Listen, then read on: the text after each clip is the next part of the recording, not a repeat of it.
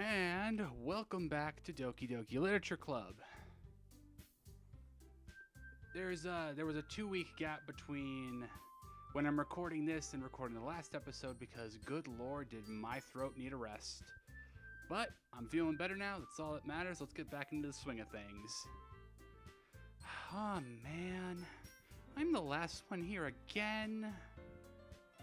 Don't worry, I just came into. It's fine. Were you practicing piano again? Yeah. You must have a lot of determination. Starting this club and now picking up piano. Well, maybe not determination, but I guess passion. Remember that the club wouldn't be here if it wasn't for all of you. And I'm super happy that you're all willing to help out for the festival too. I can't wait for the festival. It's gonna be great. Eh? Weren't you complaining about it just yesterday, Natsuki? Well, yeah. I'm not talking about our part of the festival. But it's a whole day of school where we get to play and eat all kinds of delicious food. You sound a bit like Sayori all of a sudden. Monica, do they usually have fried squid? Squid? That's a pretty specific thing to look forward to. Oh, come on. Are you saying you don't like squid? You, of all people? Eh? I didn't say I don't like it. Besides, what do you mean by you of all people? Because it's right in your name. Monica. Eh? That's not how you say my name at all. Also, that joke makes no sense in translation. What? Monica, what the fuck are you talking about? Never mind. God damn it, Monica. Swear to God, leave the fourth wall alone. It never did anything to you. Let's just focus on our own event for now, okay? Fine. Your reactions aren't as fun as Yori's or Sayori's anyway. Excuse me, I am literally right next to you. Where is Sayori anyway? Oh, there you are. Sayori's sitting at a desk in the corner of the room, looking down at nothing. I walk over to her. Hey, Sayori. I wave my hand in front of her face. Yo. Sayori. Urta Sayori, do you read me? Eh? You're spacing out again. Sorry. Don't mind me. You can go talk to everyone else. Huh. Is everything all right? Of course. Why wouldn't it be? It just feels like you're a little off. Sorry for assuming things. Jeez, you worry too much about me. I'm fine, see? Sayori gives me a big old smile. Don't let me distract you from having fun with everyone else. Well, alright. If you say so. I worriedly glance at Sayori before turning back toward everyone else. But the conversation is already dispersed, with everyone back at their usual activities. Maybe I should ask Monica if she's noticed anything about Sayori recently. Since they've been preparing for the festival, they must be spending a lot of time together. I timidly approach Monica, who's shuffling through some papers at her desk. Curtis, what's up? Hey, this might sound a little strange, but have you noticed anything up with Sayori recently? Anything up with her? In what way do you mean? Maybe I'm reading into it a little too much, but she seems a bit downcast today. Oh, you think so? I can't say I've noticed anything about her. Monica peers across the room at Sayori, who is idly dragging a rubber eraser up and down her desk. Maybe there is something on her mind. But I'm surprised I'm not the one asking you, Curtis. You certainly know her a lot better than I do. Yeah, but she's never really like this. She's always talked to me about things that bothered her. But this time when I asked, she was really dismissive. Sorry, I know it's not your problem. I just wanted to ask if you knew anything, so I'll drop it now. No. It's important to me too. I mean, I'm also friends with her. And I also care about the well-being of my club members, you know? Maybe I'll try talking to her myself. And are you sure about that? She seemed like she wanted to be left alone. Are you sure? Maybe she just has a hard time bringing it up with a person of interest. Person of interest? Are you trying to imply this is my fault? Monica, I swear to God. What do you mean by that? I'm saying that maybe the thing on her mind is you, Curtis. Me? How on earth did you come to that conclusion? Well, I probably shouldn't say too much, but Suri talks about you more than anything else, you know. Eh? She's been so much happier ever since you joined the club. It's like an extra light was turned on inside her. What? No way.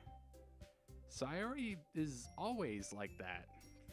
She's always been full of sunshine. It's not any different now than it has always been. You're so funny, Curtis. Have you thought that maybe you've always seen her as so cheerful? Because that's just how she is when she's around you? You know, she raises a decent point.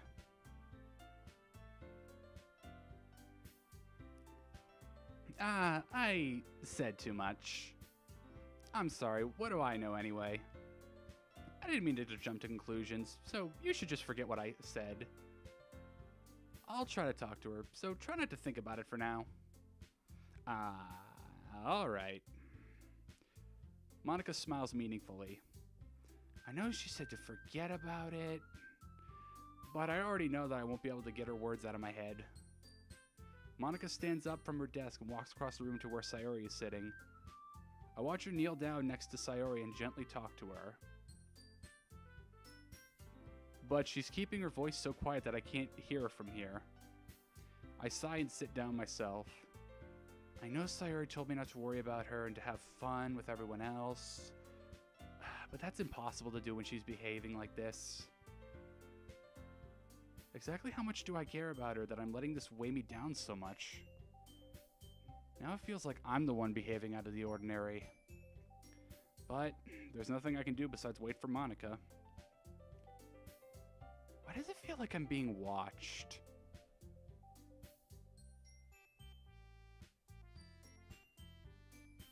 I'm sorry, I just had to instinctively look behind me. I glance around the room. Suddenly I notice Yuri peering at me from over her book. Okay, that's less menacing than I was expecting that to be. But she looks away just as quickly with a flustered look on her face. I realize that she won't get anywhere like this. I've never really seen Yuri approach anyone or start a conversation on her own accord. So I have no choice but to approach her myself. But now it's a little easier for me to do that.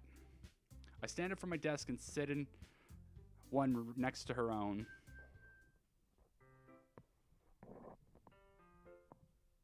I didn't mean to bother you or anything. Relax, you didn't even do anything. But I could tell that you wanted to be alone with your thoughts. Alone with my thoughts? How are you even able to tell that I was thinking like that? Well, it's something that I do a lot. So it wasn't hard for me to spot based on your posture and your expression. Not that I was staring or anything. I didn't do anything creepy like that. In any case, I guess you were right. I'm sorry if I caused you any concern. Don't apologize.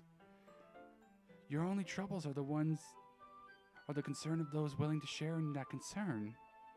Of course, there are certainly those who find the most comfort in keeping to themselves. But if you would prefer to share what's on your mind, then I would be glad to listen. It's really not that big a deal. I was just feeling a bit uneasy about Sayori. Sayori? Yeah, she seemed a little off today. But when I asked her about it, she didn't want to admit it to me. But I can't help but wonder if something happened to her. Oh? That's quite romantic. Eh? Sorry. I didn't mean to say something stupid. It's not that. I just don't want you to misunderstand. Sayori and I have just been friends for a long time, that's all. Just friends. Ah, I see.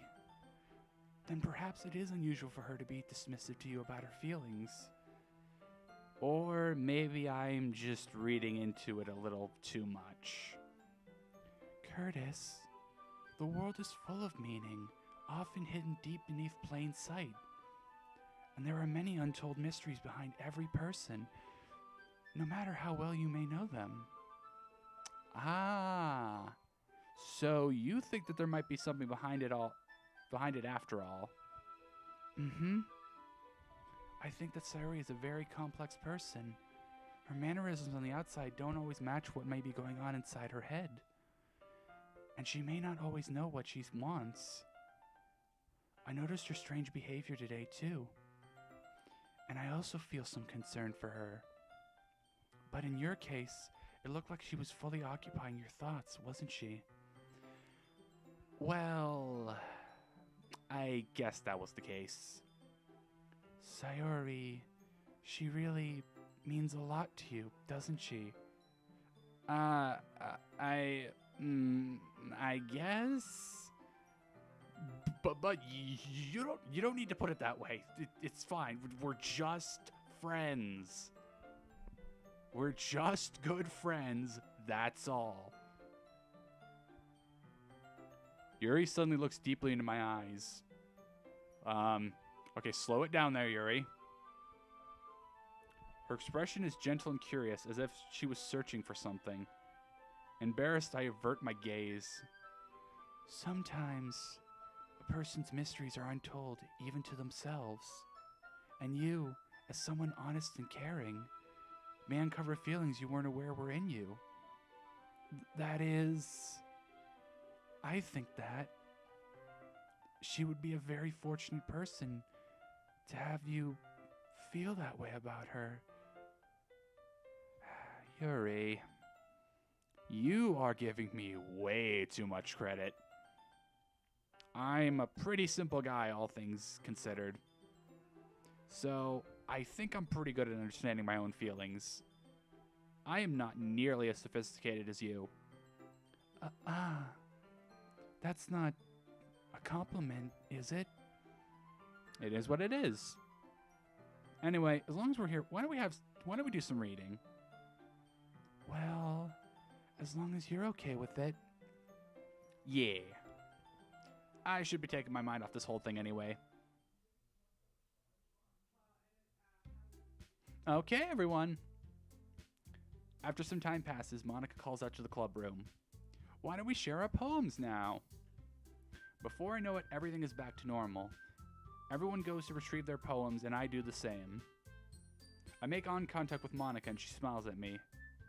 I wonder what she was talking about with Sayori.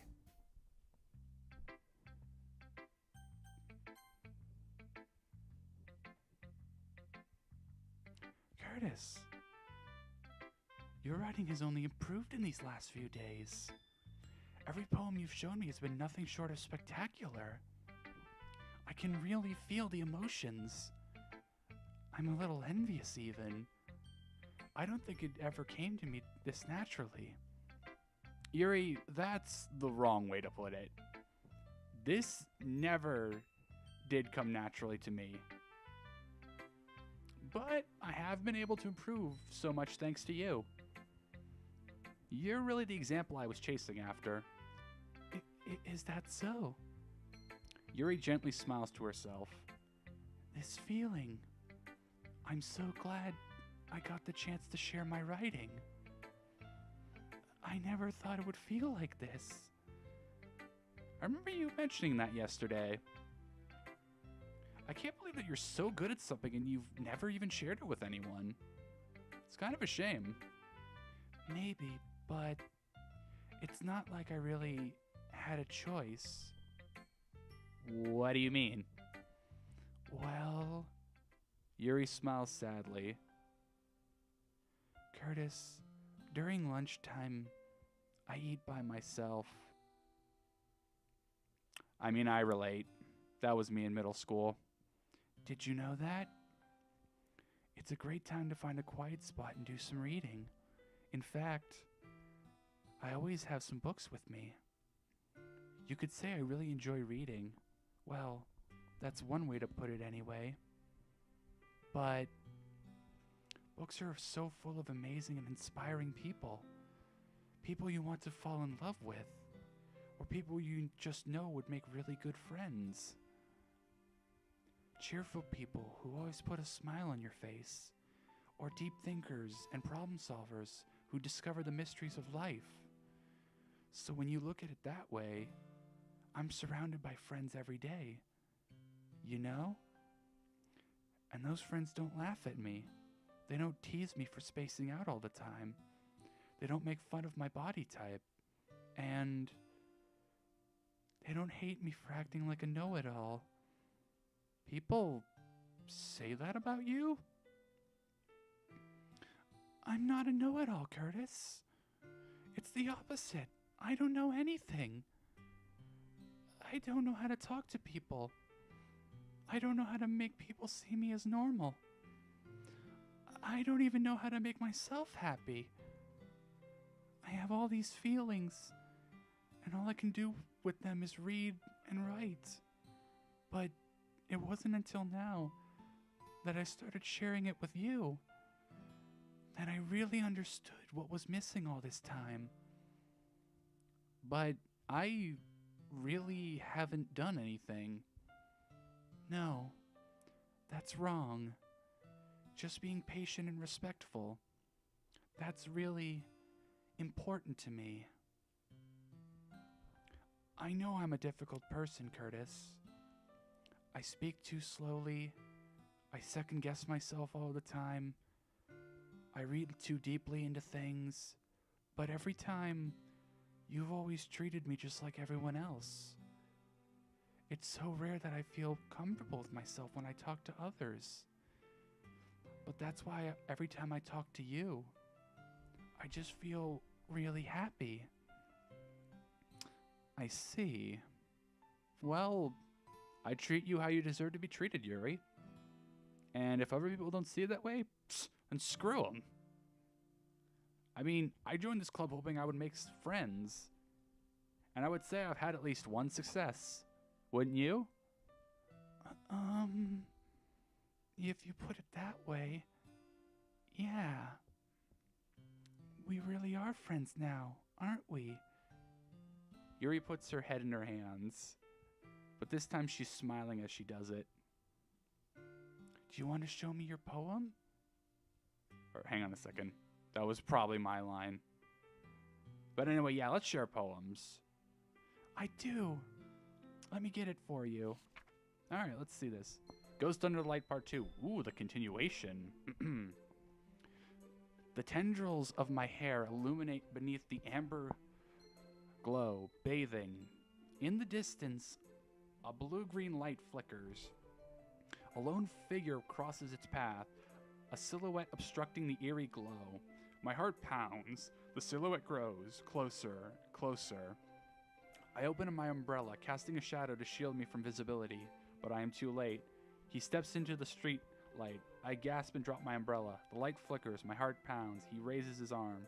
Time stops. The only indication of movement is the amber light flickering against his outstretched arm. The flickering light is in rhythm with the pounding of my heart, teasing me for succumbing to this forbidden emotion. Have you even heard of a ghost feeling warmth before? Giving up understanding, I laugh. Understanding is overrated. I touch his hand, the flickering stops. Ghosts are blue-green, my heart is amber. Finishing the poem, I start to hand it back to Yuri. But instead of taking it from me, she looks away. Do you dislike it? No, of course not. I just don't really know how I should respond. Despite Yuri's poem usually being cryptic, it wasn't hard to figure out what this one was about. I don't know if I'll be able to explain this one. That's fine. I understand this one.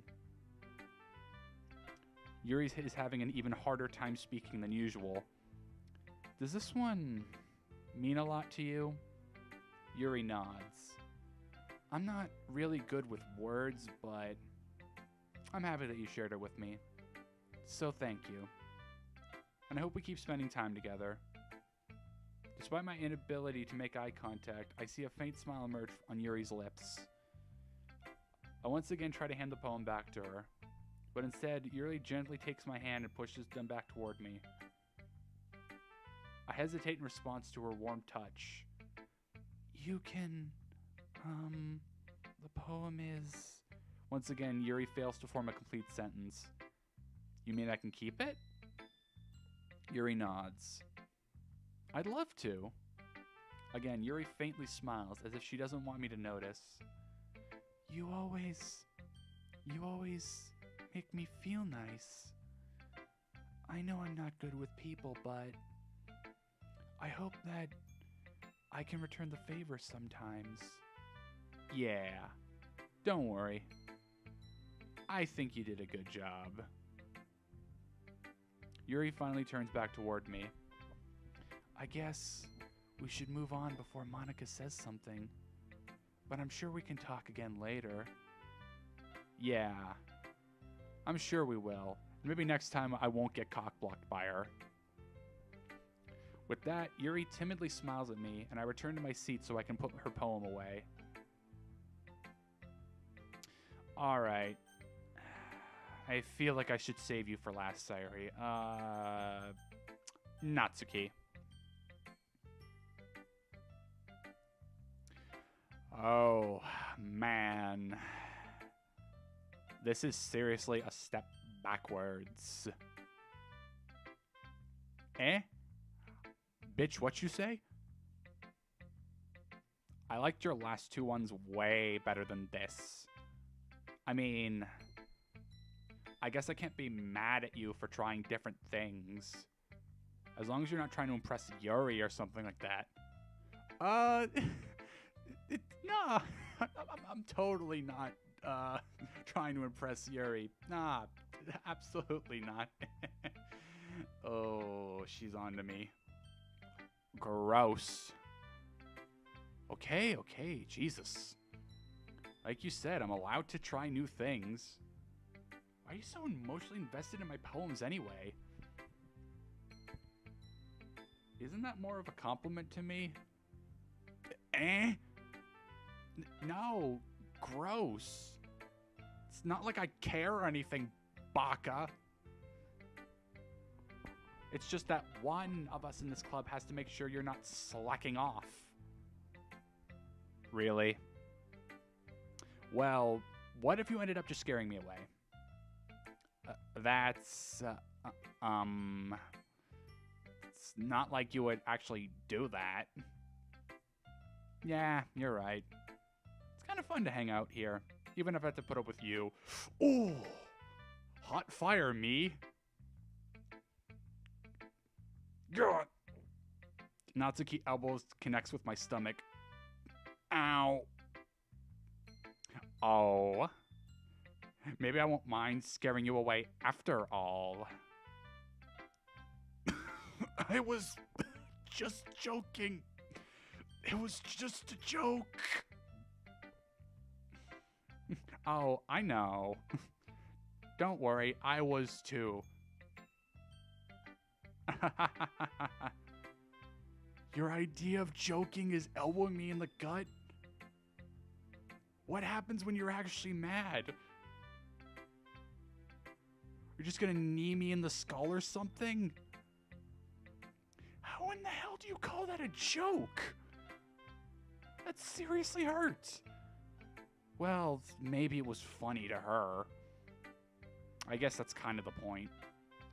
I should really just watch my mouth around Natsuki. This womanlet is packing a lot of punching power.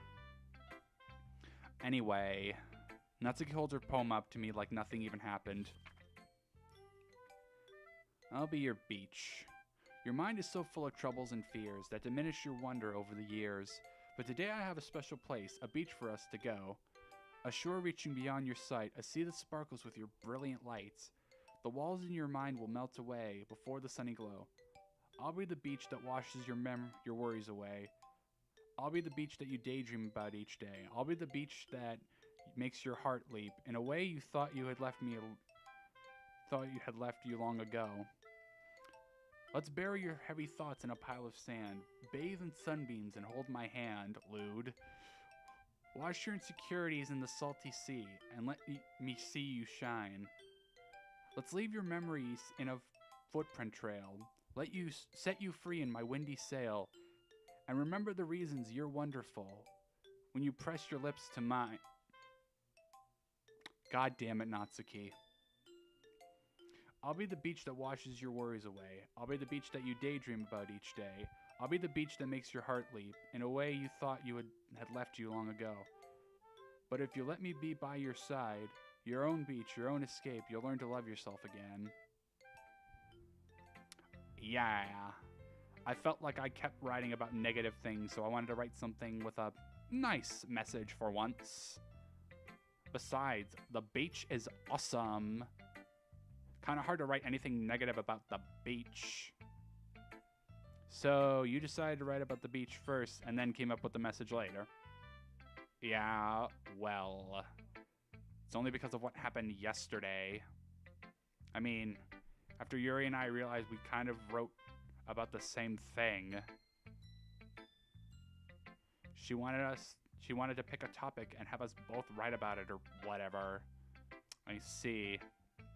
Something tells me that the poem Yuri showed me isn't the one she plans on sharing with everyone else.